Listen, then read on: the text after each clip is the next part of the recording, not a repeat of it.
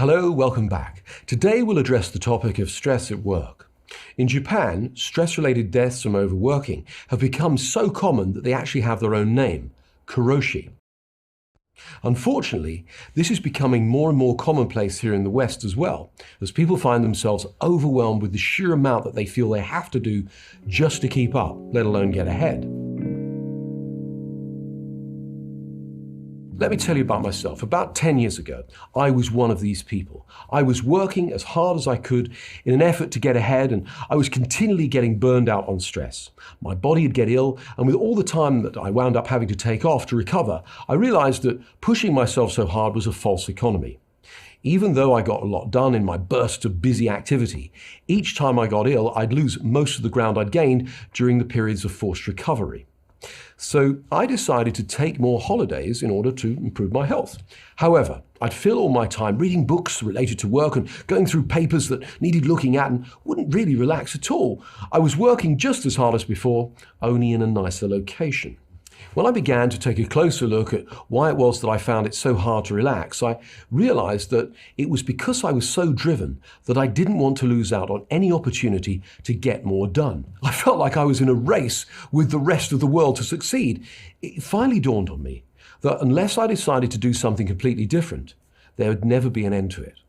Otherwise, however much I achieved each year, I would still need to achieve more the next. On one particular holiday, I read a book by Maria Nemeth called The Energy of Money, which used a phrase I'd never heard before but described my lifestyle far too well for my liking. The word was busyholism. Busyholism is the idea that sometimes people who feel the need to work all the time because they need the money or they can't bear to be bored are actually addicted to busyness. More accurately, they're addicted to the buzz they get from the chemicals their brain produces as part of the stress response. For myself, this manifested itself as a feeling of guilt that if I took time off, I'd somehow be falling behind and even further behind.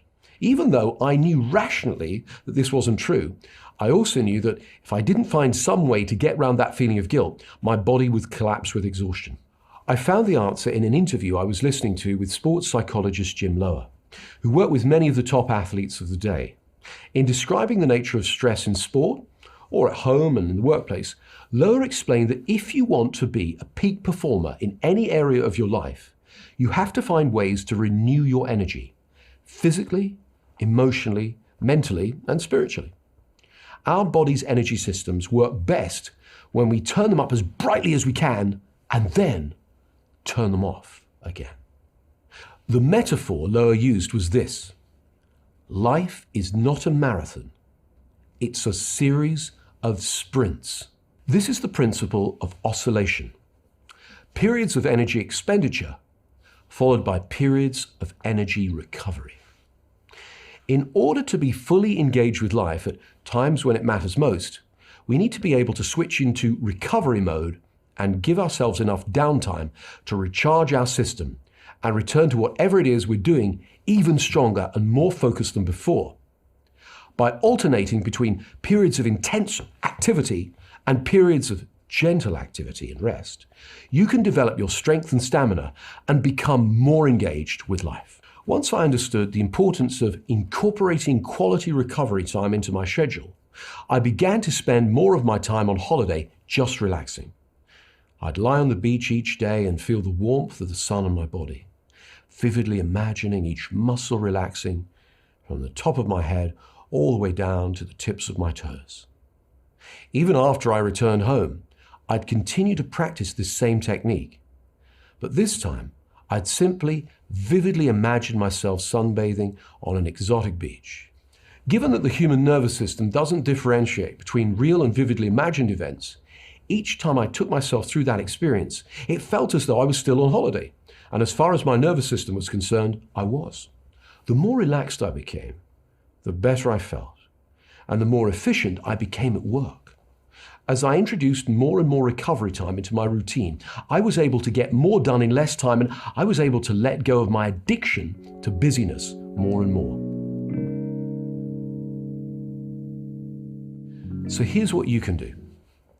One of the simplest ways to build quality recovery time into your already busy schedule is to take advantage of a naturally occurring phenomenon known as the ultradian rest phase.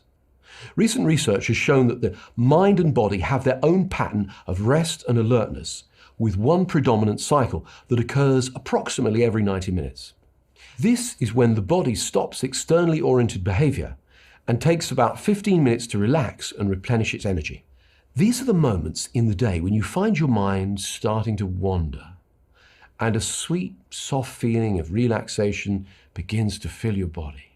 It's as though your body is ready to drift off into a wonderful, refreshing sleep.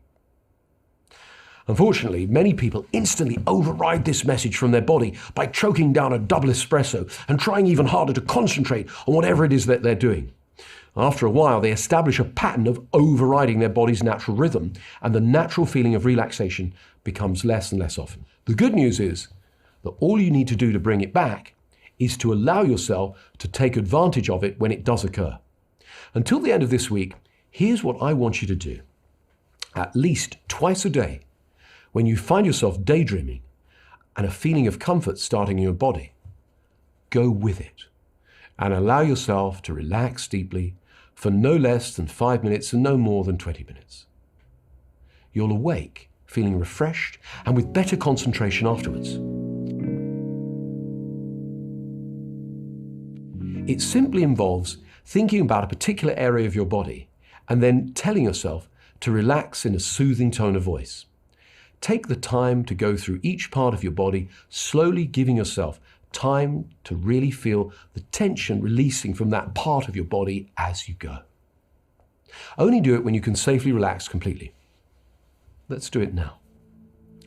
Use your most comfortable, tired, drowsy voice, as if telling yourself a bedtime story. Simply say to yourself the following instructions. Now, I relax my eyes. Now, I relax my jaw. Now, I relax my tongue. Now, I relax my shoulders.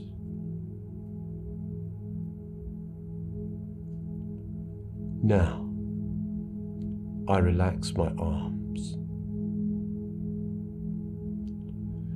Now, I relax my hands. Now, I relax my chest.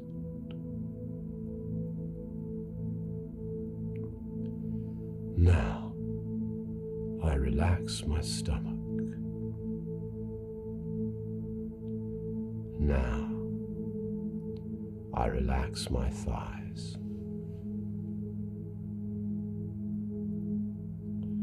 Now, I relax my calves. Now, I relax my feet. Now, I relax my mind.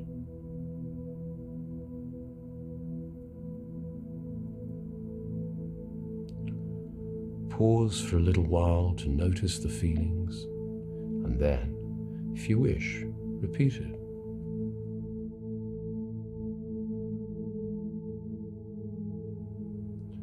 Stay with this feeling as long as you wish. You'll be able to return to full waking consciousness, refreshed and alert, as soon as you're ready.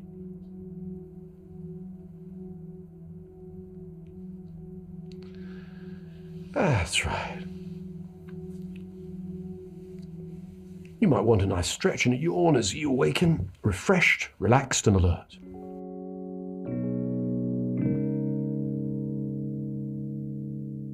Here are your actions for today. At least twice a day, take a 5 to 20 minute break and do the systematic relaxation exercise. Also, share with your tribe your tips on when and how you're integrating breaks or relaxation into your day. See you tomorrow.